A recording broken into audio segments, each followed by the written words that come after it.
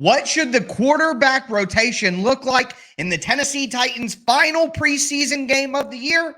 I'm going to break it all down on today's edition of the Locked On Titans podcast. Let's get it.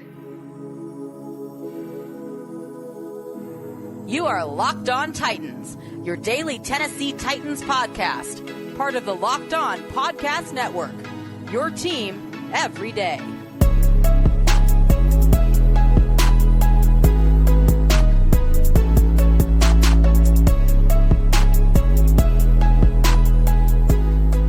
Welcome to the Locked On Titans podcast. I am your host, Tyler Rowland. Titans fans, today's edition of the Locked On Titans podcast is brought to you by Underdog Fantasy. Visit underdogfantasy.com or find them in the App Store and sign up with promo code Locked On to get your first deposit doubled up to $100. And football season is about to kick off for real. It's a perfect time to check out Underdog Fantasy. But we got a lot to talk about on today's show. The Tennessee Titans do take on the New England Patriots in their final preseason game of the year on Friday night in Nissan Stadium. I'm going to give you guys a preview of what to watch for in that game, and we're going to start with a conversation about the quarterbacks and how many snaps, how many drives each of the quarterbacks should play. Before I dive into it, I want to thank you guys again for making the Locked On Titans podcast your first listen each and every day. Remember, Monday through Friday, Tennessee Titans content all year round, always for free. Make sure that you get subscribed, stay subscribed to the Locked On Titans podcast, where it's your team every day. Shout out to my everydayers out there tuning in Monday through Friday. It's been a great week of shows, and I'm going to cap it off with a 6th episode live. After the Tennessee Titans complete their game against the New England Patriots on Friday night, I will be here on the YouTube channel breaking it all down. Make sure that you tune in. Again, get subscribed, stay subscribed. Hit that thumbs up button as well. The show's always free. All ask for in return is the press of a button. But with that being said, the Titans have a tough decision to make here at quarterback. Mike Vrabel talked about the possibility that Ryan Tannehill would get some snaps, and he mentioned the new offensive line. And look, I totally understand. And if you would have asked me a couple of months ago, I probably would have told you, yeah, Ryan Tannehill needs to play a little bit in this game, get comfortable behind that starting offensive line. But the more I've thought about it and the more injuries that we've seen around the NFL, I simply don't think it's worth the risk to put Tannehill out there, because the reality here is the offensive line might not be very good. And if that is the case, and you see the New England Patriots starting defense in this game, I don't want Tannehill getting hit like he might get hit in a preseason game. I don't. And there's a reason that we haven't seen Ryan Tannehill in previous preseasons. I know that he's been more comfortable with this offensive line. It wasn't a new offense, all of that. But I think you're just playing with fire there at this point. I've changed my mind from, a month and a half ago if you would have asked me that question. Plus, it's not just about keeping Tannehill Henry. The backup quarterback battle is much more important, and it's much more important to get reps for Will Levis and Malik Willis. And that is why I continue to say I think that Will Levis needs to get a real opportunity behind the starting offensive line like Malik Willis had. Will Levis needs to get a large chunk of snaps. I think if I had my way and I could design the quarterback battle or the quarterback snap rotation the way that I would want, what I would do is I would go with Will Levis for the entire first half. Just play Will Levis the entire first half, and then in the second half, him and Malik Willis can go back and forth a little bit and see what they can do there. Then you get a full half of Levis with the better offensive lines, with the better wide receiving options, the better tight ends, against better defenses as well to see what he can do. Now, a lot of you guys are saying, hey, he didn't earn that like Malik did, but don't you want to see Will Levis against the same caliber of defenses and behind the same caliber of offensive line as Malik Willis has had to this point? Because if Will Levis does worse, then it's obvious that you people who are hashtag Team Malik were right. The only way to get a fair evaluation is to create the same scenarios and to create similar conditions. All right? So similar variables as well. That's the word that I was looking for all along. I was fighting my way through. You guys didn't even know, but peek behind the curtain there. I was searching for the right word, the variables here. So I would like to see Will Levis get the entire first half, and then have Malik start the second half and have Will Levis and Malik kind of bounce off back and forth of each other. And if Malik Willis is firmly in the backup quarterback position, like a lot of you think that he is, then he shouldn't be playing a ton in the final preseason game either. It should be your third string quarterback, right? Right? So anyway, that's what I want to see. What I think might actually happen, I'm starting to think that Ryan Tannehill will play in the game just based on Vrabel's analysis there. If Ryan Tannehill does play, what I would like to see happen is 2 drives of Tannehill, and then the rest of the first half go to Levis, and then Malik Willis and Levis alternate throughout the second half. I just think that at this time, and I think one of the reasons that the Titans were so cautious with Will Levis is so that he could have his opportunity. You know, I talked about on yesterday's show, I put my tinfoil hat on and said maybe Levis could have played all along and Mike Vrabel just wanted a reason to sit him out so he could play Malik an entire game. And then when he gave the majority of snaps to Will Levis in week 3 of the preseason, people wouldn't freak out because he's just making up for lost time. Just a theory that I threw against the wall on yesterday's show, but let me know down below.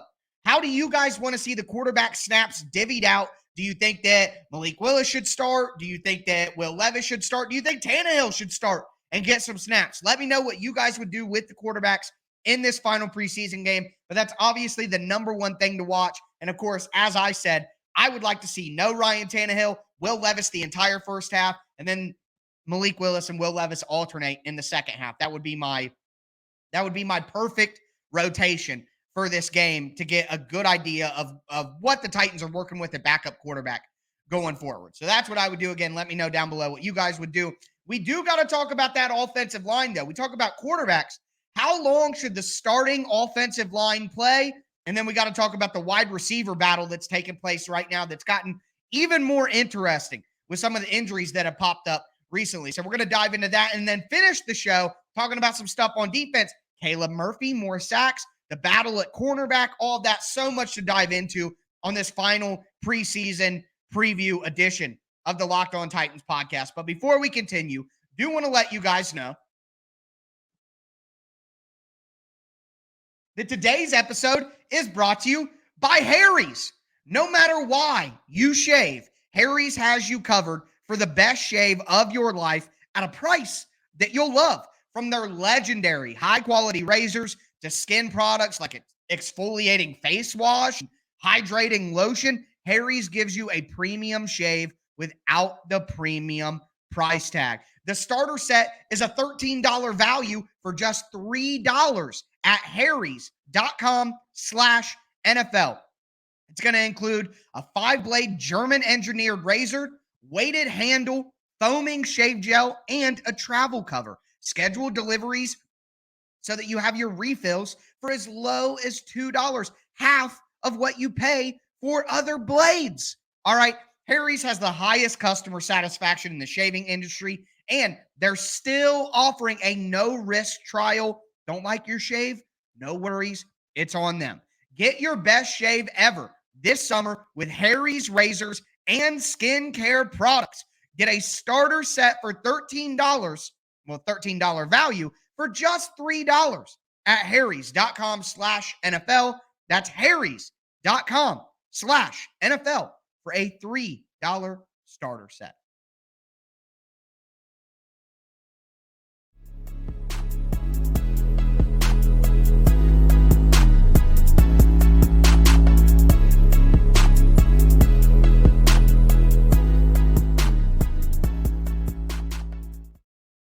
Titans fans, let's continue today's edition of the Locked On Titans podcast. It's a preview of the Titans preseason finale against the New England Patriots. We just talked about the quarterback rotation, how much each guy should play, who we expect to see. I'm going to spin that forward to the other positions on the offense. What do we expect to see from the starting offensive line? What about the depth battle going on at wide receiver? I'm going to dive into all of that. Before I do, want to thank you guys for making the Locked On Titans podcast your first listen each and every day. Remember, Monday through Friday, Tennessee Titans content all year round, always for free. Make sure you get subscribed, stay subscribed to the Locked On Titans podcast, where it's your team every day. Again, I'm going to be going live on the Locked On Titans YouTube channel immediately after the Titans game against the New England Patriots to break down everything that happened in that matchup. So make sure that you catch me there. Hit the notification bell if you want to make sure that you don't forget when I'm going live. But diving into the offense, the rest of the offense, I should say. On the offensive line, how much will the first team offensive line play in the game? Last week, they got about the first quarter. You could say that the Titans should ratchet that up to maybe the first half here. I just don't think that's necessary. I think one quarter, get them about 3 or 4 drives. Really, what I think the Titans should do is go with the approach of, I want to see the first team offensive line until I'm satisfied with their performance. If that means the first half, then I guess that means the first half. If that means 2 drives, I guess that means 2 drives. But that would be my max and my min. Maximum 1 half, minimum 2 drives. But we need to see the Titans offensive line play well. And if that takes 5 or 6 drives, then so be it. They need to play. You know what I mean? And to be honest with you, I would just like to see, like I talked about in the first segment, to bring it all together, I would like to see Will Levis get an opportunity to play behind that first team offensive line. We saw Malik Willis do it. I would like to see Will Levis do it as well. That's only fair, right? How could that not be fair? So I hope that the offensive line, the starting offensive line, plays a decent amount. And honestly, this is a great segue into the next point that I want to talk about with the offensive line. Let's see 2 or 3 drives with Chris Hubbard. Let's see 2 or 3 drives with Justin Murray. Will Justin Murray get any first team right tackle snaps after really having a fantastic performance in both the first week of the preseason and the second week of the preseason? Played guard first week, tackle last week. I mean, the Titans are on that path. Let's see Justin Murray with the rest of the starters. Is that crazy? I don't think that's crazy. Let me know down below if you would want to see Justin Murray get some snaps with the starting offensive line in this game. In my opinion, they have to at least look at it. And the only way you're going to get a real evaluation is if you do it in the game. So I want to see a couple of drives with Justin Murray at starting right tackle. I think that would be interesting to see. Chris Hubbard's been fine, but he hasn't been so good that he can't be replaced, that someone else shouldn't at least get a look. You know what I mean? I'm not asking for change, but I want to see it before the regular season. So I don't think that's a lot to ask personally. So I think that starting offensive line needs to play as much as Mike Vrabel needs to see, but I wouldn't go past the half, and I would expect more than 2 drives. But moving to wide receiver, because this is going to be a very interesting one to watch. I think that with Kyle Phillips being injured, probably going on injured reserve to start the season for 4 weeks minimum, I think that Mason Kinsey deserves the opportunity. Now, when you have a guy like Kearis Jackson, and look, Kearis Jackson is banged up right now. We don't know if he's going to play in the game. We don't know what his status is. If Kearis Jackson were healthy and we knew that he was playing, I would say it probably would go to him over Mason Kinsey. Kearis Jackson can return. He'll play on special teams coverage units. He can play in the slot at wide receiver. But with Kearis being banged up, I think it's just obvious that Mason Kinsey needs to get that spot. Now, if the Titans keep 6 wide receivers, because you're going to have Hopkins, Burks, Chris Moore, NWI, Kyle Phillips is going to be on IR, PUP, something like that for sure. So don't count him as on the roster. So that's 4. Burks, Hopkins, NWI, Moore. Let's say you add Mason Kinsey to that. I think the Titans need another wide receiver. They're probably going to have to keep another wide receiver at that point. I thought that the Titans would only keep 5 wide receivers, but with Phillips out, might as well go ahead and add Kinsey to have him, and then keep some other depth as well, because Treylon Burks is still banged up. So with that being said, let's go ahead and go with 6, but who would get the 6th spot? That's what I'm so excited to see what these guys do. Not only on offense, but guys, you have to watch special teams coverage units. Who is the one running down there making the plays? Who is being physical? Who is blowing up their man? Who is winning their rep? That's what you have to watch on special teams. Oh, wow. That Anthony Kendall on the defensive backfield popped up last week as a guy who had a really strong performance in special teams. Now people think there's a chance he might make the roster, and we're going to talk about Anthony Kendall when we talk about the defensive backs at the end of the show. But the point is, you have to pay attention to the special teams and see what guys are doing there. Because whether it be Colton Dow, Deshaun Harrison, Reggie Roberson, Racey McMath, whether it be one of those guys, special teams is going to be the difference maker. Okay? So I think they keep Kinsey around to have that pure slot, punt returner, kick returner type guy. And then after that, personally for me, I would keep Roberson. We've seen enough of Racey McMath. I just don't think he's a good enough receiver. Colton Dow hasn't impressed enough to make it even as a draft pick. I hope that they keep Dow on the practice squad, get Kearis Jackson back on the practice squad, and maybe bring Jackson up throughout the season, but he's just banged up right now. Deshaun Harrison, to me, is the new Reggie Roberson. It may take him a year before he's a serious contender to make the roster, but I would like to see Kinsey make it, of course, as I've said, but Roberson be the other guy and go from there. And as Kyle Phillips gets healthy, Traylon Burks gets more healthy, you can adjust the roster from there, but just on the initial 53. But they will be battling it out on Friday night, and that's obviously one of the number one things that we should be looking for. But I'm going to move forward, talk about the defensive side of the ball. We got to talk about the battle going on with the defensive back, specifically at cornerback is really where we need to discuss it. Also, Caleb Murphy, more sacks on the way. Can't wait to dive into that. And how do we think Michael Badgley is going to kick? We're going to dive into all of that in just a moment. Before we do want to let you guys know that today's episode is brought to you by Underdog Fantasy. August is here, and you know what that means. The official start of fantasy football drafting month. You guys can get championship ready for your home leagues by trying out Best Ball on Underdog Fantasy. All you do is one live snake draft. That's it. Just one draft. No waivers, no trades. Underdog sets your best lineup every week for you. So try out with Underdog Best Ball. And right now, you can join Underdog's Best Ball Mania tournament. It's the largest fantasy football contest of all time, and it's back, and it's even bigger with $15 million of total prizes up for grabs, including an absurd $3 million going to the winner. Last year, the winner drafted their team in July, so don't wait around. Visit UnderdogFantasy.com or just find them in the App Store. It's easy to do. Sign up and use the promo code LOCKEDON to get your first deposit doubled up to $100. That's Underdog Fantasy, promo code Locked On.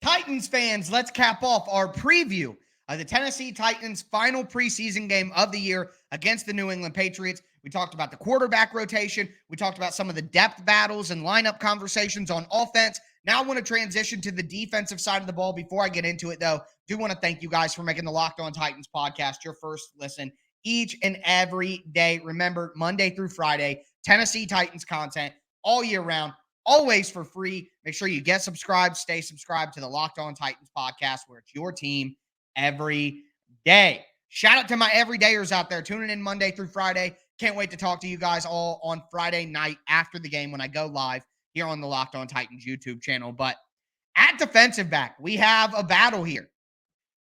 Eric Garror. I'm trying here. Garror. Why do people do this? You know, why do people make their names sound like something it doesn't look like? I'll never understand. But Eric Garror, Amani Marsh. See, now I'm all messed up. My Lord. Here we go. Armani Marsh and Anthony Kendall. Anthony Kendall. Such a simple name, right? Okay. Anyways, it's going to be one of those three that I think get that final defense cornerback spot.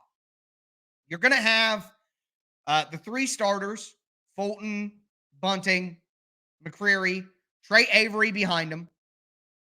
Elijah Moulton's a full-time safety now, so I'm not counting that. But that's four cornerbacks. And I think the Titans keep five because I think they keep five safeties instead of 6 and 4. So for that fifth safety spot, what do you need? What do you want? I personally don't like any of the outside options. Anthony Kendall or Stephen Jones. I just not enamored by any of that. And I think with Trey Avery, Roger McCreary, Christian Fulton, and Sean Murphy-Bunting, you have 4 guys who can play on the outside. What you don't have out of that group of 4 is anyone that can play the slot consistently outside of Roger McCreary. You could say Elijah Molden, and I think part of the reason I think the Titans should go 5-5 is because you do have Elijah Molden who can kind of do both if you need. But guys, we know that Elijah Molden cannot play man coverage. Okay? You cannot have Elijah Molden out there one-on-one with a slot wide receiver. You can let him play man on a linebacker. Or on a tight end. You could let him play man on a running back, but you cannot let Elijah Molden play man coverage against a slot wide receiver on 3rd downs. I'm sorry. It's just not his skill set. It's simply not. So the Titans, in my opinion, need someone else behind Roger McCreary who can play the slot so they can keep Elijah Molden doing what he does best, which is going to be at safety and as a dime cornerback who can play as a linebacker, basically. And again, man coverage on tight ends and running backs. So sub-package linebacker. If you guys played Madden, you know what I'm talking about. Sub-package linebacker. You'll have one linebacker there, and then you use a safety for the other position because it's passing alignment, all that stuff. You guys know what I'm talking about. So that's what I think the Titans should do is look for that extra slot guy. And for me, that's Garrower. Garrower's been incredibly physical. He's been consistent. He'll play on special teams. Look, I like Anthony Kendall. I think he did a great job on special teams last year. I like Garrower as a cornerback more. Same thing with Marsh. Even since the very first preseason game, I was like, hey, Garrower is better than Marsh. I want to see Garrower with the first team. So hopefully that continues.